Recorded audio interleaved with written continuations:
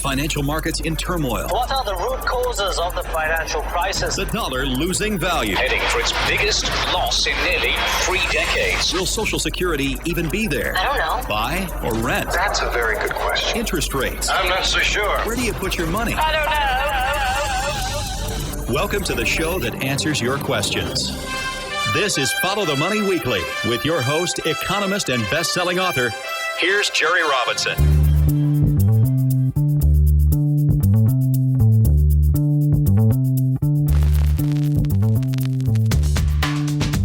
All right, friends, welcome to you all around the world. Welcome to Follow the Money Radio. So grateful to have you here along for the ride today.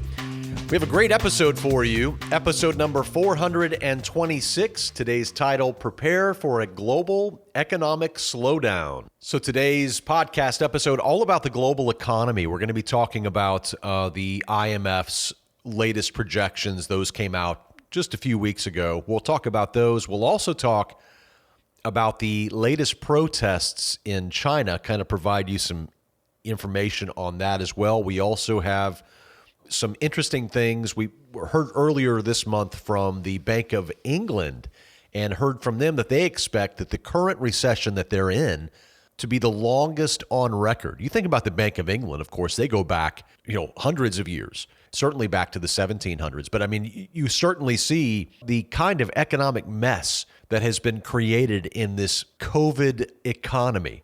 It has really been stunning. Of course, you and I have been living in the fallout from the response to the COVID-19 situation, and every single country had its own response. China obviously had its own response, and that, of course, has been a very strict, harsh zero COVID policy. That, of course, has certainly been a problem as people's lives have been disrupted, not just across, China, not just the businesses that are in China, but even the supply chains that all of us here in the United States and Europe and many other places are dependent upon those Chinese supply chains. And with the zero COVID approach, we have seen, quite a shift in the global economy. It's certainly impacted. Then we also, of course, have the Ukraine-Russia war. That has also crimped the supply chains, and not just that, but caused massive human casualties, massive human suffering. So we've seen this. And then, of course, last month, we saw the International Monetary Fund lower its growth outlook for 2023 for the global economy, saying that the world economy would grow at 2.7% in 2023. That was down from 3.2% expected in the year 2022, this year. So, right now, as we look around the globe, we see slowing growth, not negative growth, but slowing growth. So we actually have, for example, when you look at the emerging market and developing economies, we actually see that is actually expected, according to the IMF, to stay fairly static. But when you look at the advanced economies, we're going to see a very sharp slowdown in 2023 based upon the forecasts from the IMF and other analysts as well. It's not only the United States that's expected to grow slow. You look across the euro area, you're going to see really dismal rates. And in fact, we will see negative growth rates in 2023 in a few areas. Germany, for example, expected to have negative 0.3% growth rate. Italy expected to see a similar negative 0.2% growth rate. And the UK experiencing practically no growth at all. And as I mentioned, the Bank of England saying that it's expected to go through the longest recession on record since they've been keeping, documents and records of the economy. So that's really something. The U.S. also expected to grow at a snail's pace, just 1% in 2023. That comes after this year's small growth rate as well of about 1.6%. But as I mentioned, when you look at the emerging markets and developing economies, you're going to see that there are some expectations for some growth, in many areas in Asia, for example. We are seeing places like the Philippines. We see places like Indonesia, places like India, and even China expected to grow much faster than those countries here in the developed world. I mean, these are certainly tough economic times that we're in, and 2023 looks like it's going to be another year filled with uncertainty. So we're saying be prepared for another slow growth year. And in fact, it's going to feel more like a recession next year, according to most experts. We expect that people will really begin to feel it. And we're already seeing layoffs across the board here in the United States, which is exactly what the Federal Reserve had been seeking. You see, the Federal Reserve had been raising interest rates now for some time very aggressively, seeking to rein in inflation, and one of the signs that you'd see that, of course, would be job layoffs. The tight labor market, of course, had been contributing to the ascendant inflation rate. And now that we have many companies laying off workers, in fact, if you look at the tech space, look at the technology sector, you have to go back to the dot-com bubble to see, this many layoffs this rapidly. So we've certainly seen that. And then, of course, when we look over in Europe, Europe is facing hefty inflation rates. It's facing an energy crisis thanks to the ongoing war between Russia and the Pentagon-backed Ukraine. Of course, the U.S. has provided Ukraine with billions of dollars in security assistance since the beginning of Russia's assault back in February. And then, as I also mentioned to you, China's zero COVID policy stoking protests across the country. The protests have come just as the economy in that country has been slowing. China also facing a weakening property sector as well. The country's attempts to eradicate COVID within its country have not only, as I mentioned, disrupt the lives of its own citizens, but so too the lives of those who are dependent upon China's vital contribution to the supply chains that connect the global economy. That would include people like us who don't live in China. But also many Chinese homeowners are in dire straits due to China's falling property sector. Beijing has responded with many new policy directives that are aimed at shoring up the property sector and boosting demand, but that may or may not pan out if China's economy continues to weaken across other key areas of its economy. You see, real estate composes about 20% of the Chinese economy. So it's significant, but it's not even close to being the majority of the economy. So you often hear people talk about China's property sector and how it's going to destroy the economy. We've been hearing about how China is going to implode forever, right? Same thing we heard about the Eurozone. Many people back in 2011, 2012 were swearing up and down that Europe was going to go away. The euro was going to be a failed experiment. It's still here, and China's still here, and they're both bigger than ever. We don't expect, again, for China to go away or the European Union to go away. That's not in the cards. What is in the cards is that you're going to have a slowing down of the economy, and it's going to affect people. You're going to feel pain from this. And when you look at China, China's in a wild situation because when you look at the country itself, they are the most populous country on the face of the planet. The United Nations just estimated about a 1.426 billion people living in China. That's the latest estimate. And by the way, the UN's new report showed that they expect the world's population to cross 8 billion people for the first time in the month of November. That's the month that I'm recording this podcast episode in. So here we are at the very end of November. We should now have, according to the UN, 8 billion people living on the planet as of this month. Back here at home, though, in the United States, we've seen the yield curve invert now for 23 weeks or so. I mean, it's been quite a bit, almost a half of a year, almost 6 months now, where we've seen the yield curve inverted. And when the yield curve inverts, that's whenever the short-term rates get above the longer-term rates, usually the 2 and the 10-year yield. Then what happens is that you typically would then expect to see a recession. And certainly that would lead to declining markets because recessions ultimately mean a slowdown in consumption. And when consumption slows, well, where do you see that? Well, you see it on the top lines and, of course, the bottom lines usually of corporate balance sheets. And that means slower earnings, lower earnings. That also means revised earnings downward. That, of course, will lead stock prices down. So you have all of those factors that are going to be weighing on the markets and weighing on the economy, which are two different, very different things. But those will be weighing on the economy and the markets as we move into 2023. But the Federal Reserve, as I had mentioned earlier, has really been accelerating this move.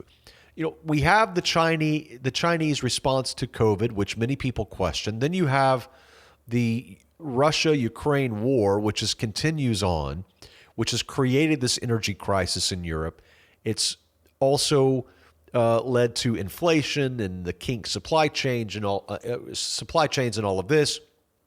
And then the United States, of course, aggravating the whole situation by raising the key borrowing rates here in the United States, and aggressively at the fastest pace we've seen, in our lifetimes. So this is a very aggressive Fed right now, raising interest rates, and we're near the end.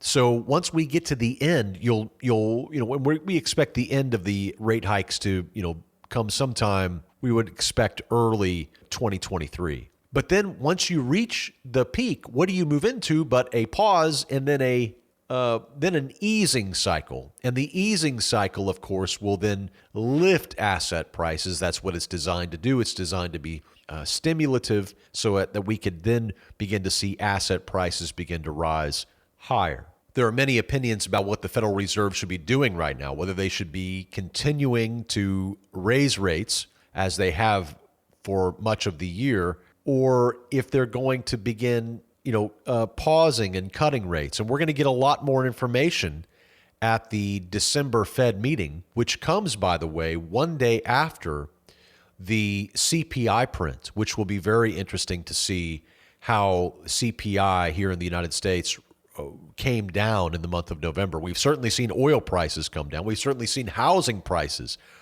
come down. We've certainly seen, gasoline prices come down. So we've seen a lot of the costs, the rising costs that have been causing so many headaches throughout the year. We've seen those decline in recent months. And that, of course, should be good news for the CPI report when it comes out in December, the day before the Fed meets for its final meeting of the year to discuss policy and to unveil policy. Now, we expect a 50 basis point rate hike at the December meeting from the Fed, unless they determine from the data that would be unjustified. They could surprise with a smaller 25 basis point rate hike if the data justifies such a move. But all of that is not going to get us out of the economic slowdown that is on the horizon for 2023. Now, there is some good news here. Despite the fact that we have an inverted yield curve here we've had for a while, and despite the fact that nearly 25 out of 70 countries are facing inverted yield curves as we speak, there is some silver lining in the fact that once we move through much of 2013, there is the expectation that 2024 is going to be a better year of growth, a better year, that especially when you consider that we'll be using comparables from 2023 in 2024 for the equity markets and other markets as well. That's going to be very helpful. And so if we do have a good slowdown in 2023, then we would certainly expect 2024 to be somewhat better. And that, of course, could lead to higher asset prices as we move out of that, also supported by that easing cycle, which should kick in sometime in mid-2023 from the Federal Reserve, according to our analysis. So expect,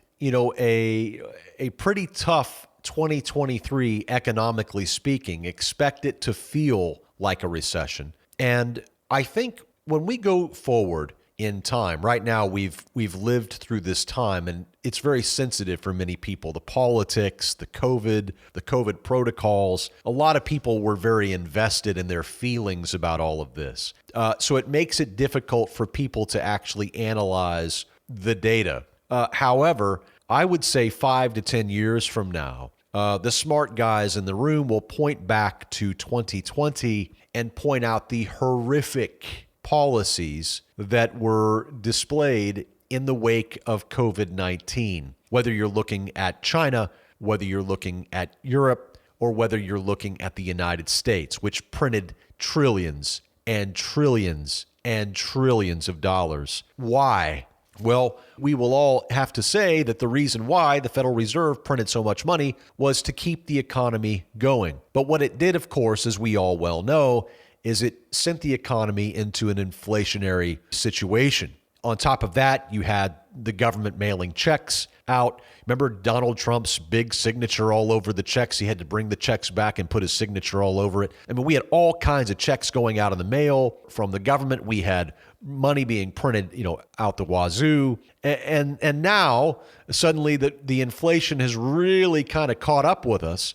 We're all wondering, where did the inflation come from? How did we get this? Well, obviously it came from all kinds of poor monetary and fiscal policies that we are now trying to mop up. And that's what the Fed is doing by raising interest rates. And we're living through that time. So we had the party. Remember the party? Remember when the stock market was going straight up? Remember when you could throw a dart in 2020 or 2021 and make money in the stock market because money was flowing in? Remember when everybody became an instant investment guru because the market was going up every day? Remember that? Remember all of that? Well, that's all gone now, right? That's all gone now. The market has come down as we have responded to the reality of what this was. So we can either go back and we can analyze what we did wrong and then try not to do it again in the future, or what we can do is keep doing what we've been doing now and is pretending that all of these problems just arrived suddenly in 2022, which is what a lot of dishonest people have done, intellectually dishonest. They don't want to look at the origins of this. They don't want to look at the origins of how we got here. They don't want to look and see the poor monetary and fiscal policies that led us to this current situation where we are today. Instead, they want to find, the problem, the source to be somewhere just right now. Right? As if it just suddenly happened all of a sudden. And that, unfortunately, is not going to help anybody, and we'll never learn from it if we don't deal with it head on. So again, I suspect that the smartest guys in the room at some point will tell us, and they'll write books about the disaster that was 2020 and how we handled this situation. It was a very botched handling here in the United States. Other countries had their own problems. Everybody needs to learn from this situation because we will have another pandemic. And I don't know, quite frankly, if the United States can survive, another situation like what we went through, literally, or even metaphorically or figuratively. I don't, or even financially, I don't know if we can actually afford to just douse the economy with money and print money the way we did in 2020. If we don't learn from this, I have a feeling we're going to do the same thing again. And again, I don't think that we can handle this over and over and over again. This is certainly not going to bode well for the future, of the economy. So here's what I'm telling you. It's definitely time to buckle in and prepare for a recession or an economy that feels like a recession. Here are the job cuts. We're beginning to see them across the board. Now, this doesn't mean, by the way, that the economy slowing down in 2023. It does not mean that the stock market, for example, the bottom falls out of it. That's not necessarily what happens in these types of situations. You basically get earnings guidance and revenue guidance brought lower, and stocks will respond to that. But remember, stocks have already fallen quite a bit from their peaks. So with us being closer to the pause and then the rate cut cycle from the Fed, well, we're getting pretty close to that moment. It's still several months away, but we're certainly closer to the end of this rate hike cycle than we have been up until now. So while we will have that recession or the feeling of a recession in 2023 throughout much of the advanced economies, also know that the dynamics of the Fed are going to be changing as well during that time, which should lend some support to the economy. So it may all, work itself out in a way that is perhaps not as damaging as some people might think. But certainly we have incurred a lot of damage from the very poor decisions that have been made up until this point. Of course, many people who are investing today, especially the younger generation, hasn't really realize what a recession is, or they haven't really lived or invested through a real recession. Although we had a recession back in 2020 for like a month. That was such a bizarre situation, an artificial situation where the recession really just didn't get a chance. I mean, that was an election year, of course. You can't let the recession run in an election year. So they had to immediately step in and start printing lots and lots and lots and lots and lots and lots of money. And so then we should have really had to go through that recession in 2020, flush it out, work through it. But instead, they delayed it, then had their election, and then began to deal with it. So, you and I kind of just dealing with all of this. And my advice to you is that you don't take your eye off the ball if you are if you have 10, 20, 30 years out to retirement here. One of the worst possible things that you could do is take your eye off the ball. One of the worst possible things that you could do is not take advantage of the economic weakness, not take advantage of the weakness in the stock market or in other financial markets, or even in real estate. They're telling us now that we're going to see a seismic sell-off in real estate. And I say I'm talking about some of the analysts. Other analysts don't expect us to see, as deep of a correction in the real estate market. But instead of looking at all of these things and saying, oh no, real estate prices are going to go down 30%, or, oh no, the stock market might go down more. Instead of looking at it and just panicking and freezing and then just going and watching TV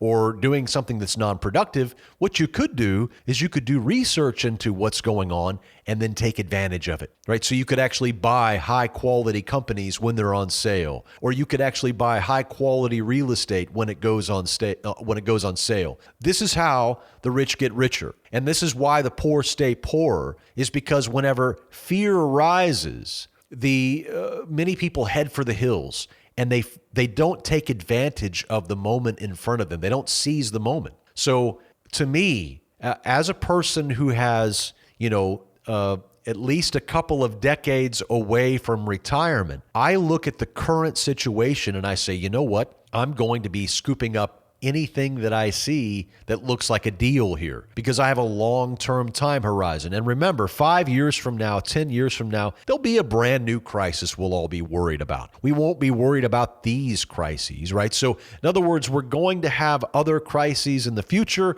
We're going to have to deal with those when they arrive. If we get stuck in a moment here, and we don't take advantage of the downdraft to add high quality assets to our own portfolios, well, we're missing the point. Right? So many people will go in and buy, stocks, or they'll buy real estate when it's at the peak, but then whenever it goes on sale, they don't want anything to do with it. It's like going into the store and saying, okay, I got to buy, some milk. And you go into the store and you see the milk is on sale and you don't want to touch it. You're like, oh, I want to wait till it's full price and then I'll buy it. Well, nobody does that. Nobody does that. Nobody goes into the store and sees something on sale and says, like, oh, I wish it wasn't on sale. I'll have to wait till it's not on sale before I buy it. Nobody does that, right? So if great real estate in your area goes on sale, well, then that's good for you. That's not, in other words, you could get caught up in the panic and say, oh no, real estate prices are going down 20%. Okay, well, good. That means it's on sale. Why don't you go buy some, right? Or they say, well, the stock market's coming down. These really high quality companies like Coca-Cola and Pepsi and all these others that are not going out of business, but they're going to go on sale for a while. You're like, why not buy them? In other words, instead of just being drug around by the nose by the mainstream press, constantly just putting fear into you and then causing you to do nothing with it except just worry. How about take advantage of it? How about take advantage of it? How about actually use it for your benefit, right? You can profit from the global economy. You can profit from the situations around us, but you can't profit from it if you're living in fear. You can't profit from it if you think that we're heading into a Mad Max scenario, right? Where, people are going to be living in caves and eating out of tin cans. I mean, if that's the world you think we're heading to, then yes, you're not going to really be able to take advantage of the situation. But if you realize that the economy goes through these kinds of contractions, and even especially when we have these terrible decisions and the economy has to go through these convulsions, those convulsions can actually work to your advantage if you're paying attention, if you have your eye on the ball, and if you're being a good steward of your finances. All right, so on the other side of this break, I'm going to come back and I want to talk to you about how our members have actually been making money in this environment. And specifically, I want to keep talking about the global economy, but I want to talk about Turkey. If you haven't noticed, Turkey's stock market has been on a raging bull market here, up, very, very big in 2022. I want to talk about Japan. I want to talk about Mexico. I want to talk about a few other markets that have really been doing well in this current environment, and talk about how our members are making money even in this kind of market where it seems like nothing is going up. Stick around for more on that on the other side of this break.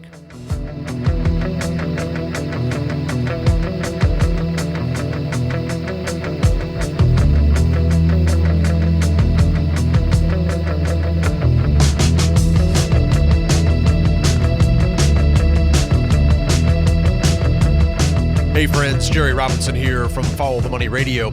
Here at followthemoney.com, we provide cutting-edge trading ideas and investing insights to our global membership community every single day of the week. Sometimes the ideas we provide are just simply that, ideas. And other times, I alert our members to what I am personally doing in the markets. Earlier this week, for example, in a members-only video, I shared 2 new investments that I just recently added to my long-term investment portfolio. It was actually 1 stock and 1 ETF that I added. You see, when the markets are down and investor sentiment is bearish, it is often a great time to add high-quality assets to your portfolio that others are simply too fearful to buy. If you're not currently a Follow the Money member but want to know more about which stocks and ETFs we are buying right now, simply head over to our website, followthemoney.com, and click on the Plans and Pricing button. Choose your plan and become a part of our growing global member community today, and get on the fast track to investing and trading profits in 2023 and beyond. Don't let fear keep you from taking advantage of the moment. Join us at followthemoney.com, and I'll see you on the other side.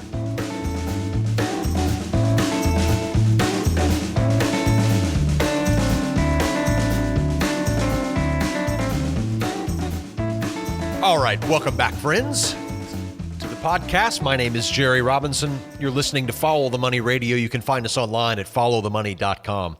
Inflation has been outrageous, of course, here in the United States. Even in Europe, it's been outrageous as well. Many parts of the world have been hit by inflation, but probably none more than Turkey. Turkey currently facing an inflation rate, 24-year high right now, 85%. And if you can believe it, Turkey not only is facing a massive 85% inflation rate, but on top of it, they've been under pressure by President Erdogan to actually lower those rates and cut rates. So the central bank in Turkey just recently cut rates by another 150 basis points, but then confessed they're going to now end the easing cycle. So they've given in to Erdogan's demands to lower interest rates, but now only so far. While many people who've been following the equity markets have been, really concerned about the U.S. stock market and have been seeing stocks go down, our members here at Follow the Money have known about the Turkey ETF, which is at the very top of our ETF leaderboard and has been now for many, many weeks. In fact, the iShares Turkey ETF has risen 11% just over the last 5 trading sessions. Now, we've actually told our members about Turkey entering the top 3 of our ETF leaderboard, the top 3 spots, way back at the beginning of October. So members have had an opportunity to know about Turkey being the very top ETF. People who like to trade ETFs love our ETF leaderboard. Right now, Turkey is at the very top. And as I mentioned to you, the ETF has risen 45%. Just since the ETF entered our top 3. We actually track more than 150 different ETFs. And ETFs, by the way, I should probably explain, are exchange-traded funds. They trade like stocks, but they're kind of constructed like a mutual fund in the fact that they often hold a basket of stocks. They're not just a stock, but they're often a basket of stocks. So when you invest in the iShares Turkey ETF, for example, then you're buying shares of companies located in Turkey that do business in Turkey. So it gives you exposure to the Turkish stock market without having to take on single stock risk. So Turkey, for example, which faces that 80% plus inflation rate, interest rates being held artificially low. We've heard this story before, of course, here in the United States. And some analysts suggest that the retail investor interest in Turkey in equities is unlikely to ebb before the next year's general election in June. We don't know if the Turkey, if Turkey's stock market rally is going to last that long. In fact, with the central bank just mentioning now that they're going to end the easing cycle, it's possible that we may be near the peak of this current rally. TUR, the Turkey ETF, is up 80% this year. So it's had a really big run. But just over the last 2 months, it's risen 45%. So we've had a really good run, for our members here at Follow the Money. And not only do we provide these ETF leaders to all of our members, but we also provide stop loss ideas. So we provide a stop loss idea on where we would put a stop loss if we were trading, Turkey. Another market that has another global market that's been also ranked high in our ETF leaderboard has been the Wisdom Tree Japan Hedged Equity ETF, ticker symbol DXJ. That one's risen about 3% over the last 5 trading sessions. It's done really well. It recently broke out from its 200-day moving average back in October. And that ETF is unique because it seeks to provide broad investment exposure to the Japanese dividend-paying equity universe while hedging exposure to fluctuations between the U.S. dollar and the Japanese yen. And that strategy has really paid off amid the U.S. dollar's remarkable ascent in recent months. For example, a popular index of unhedged Japanese stocks, which people follow with the ticker EWJ, is down around 15% year to date. Japanese stocks are down.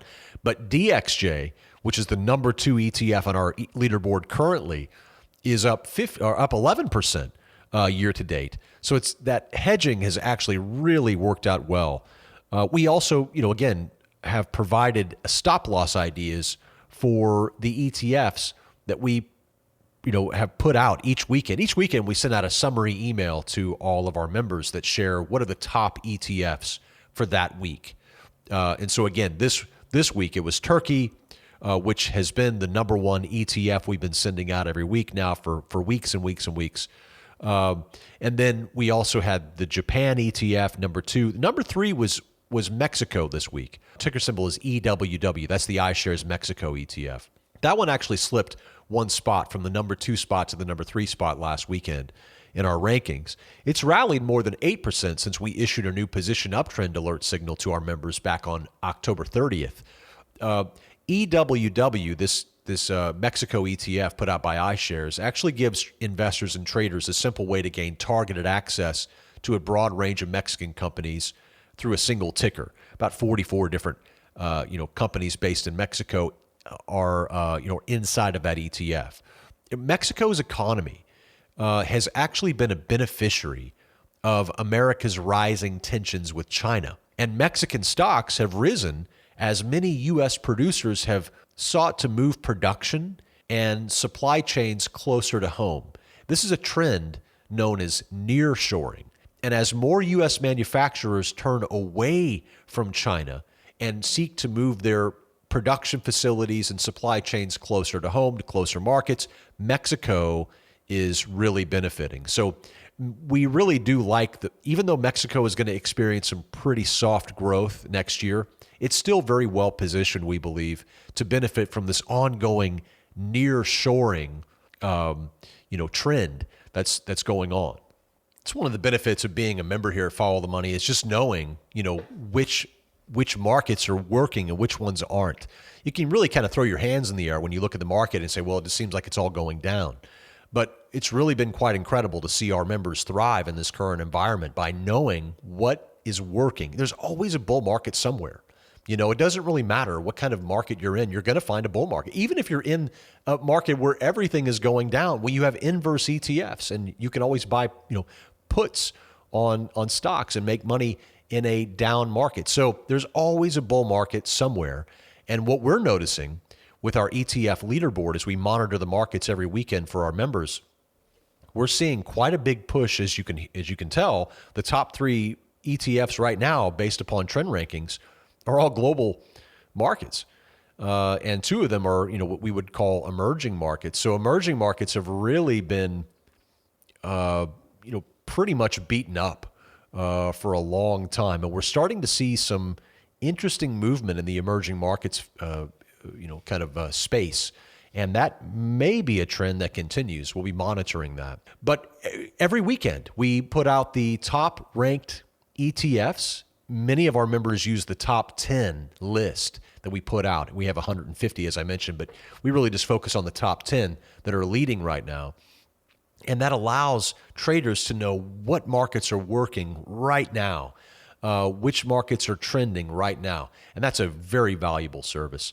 It's our ETF leaderboard. And again, I like ETFs because they allow you to get exposure to markets, but they also, when they're structured in such a way where they're a basket of companies, or they're based upon an index, then you don't have that single stock risk, which is really powerful. So ETFs, one of the greatest inventions, I think, for traders and also for investors. So whether you're a trader or an investor, ETFs are powerful tools, and we provide great insights on ETFs each and every weekend to all of our members with our ETF leaderboard. Our ETF leaderboard, by the way, is a service that comes with all of our plans.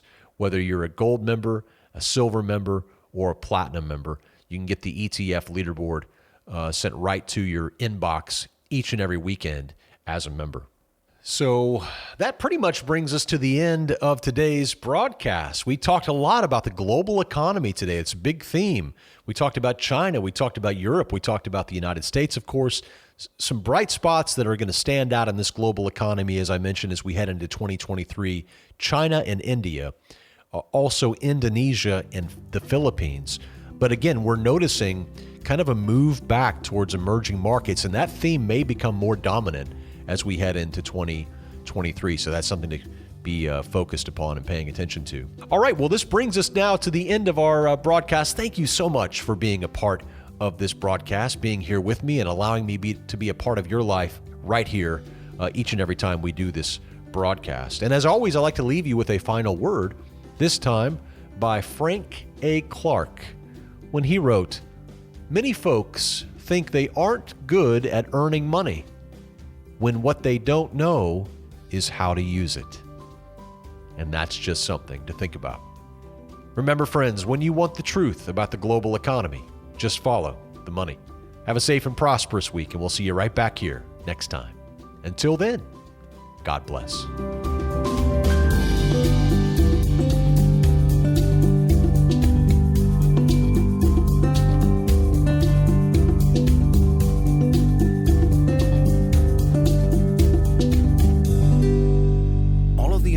Contained on the Follow the Money podcast is strictly for informational and educational purposes. It should not be construed as specific investment advice. The views and opinions of our guests and sponsors, including Tom Cloud, are their own and do not necessarily represent the views of FTMDaily.com or Robinson Media Group, LLC. Jerry Robinson does hold an insurance license and at times may offer consulting on life insurance and fixed retirement income products. Follow-up, individualized responses to email or phone requests that involve the rendering of personalized investment advice for compensation will not be made absent compliance with state investment advisor registration requirements or an applicable exemption or exclusion and applicable insurance regulations. Past performance is not indicative of future results. You should be aware of the real risk of loss in following any strategy or investment discussed on the podcast. Remember, never do your financial planning through podcast or radio. It's your money. Be wise. Do your due diligence and always consult a trusted financial professional before making any financial decisions.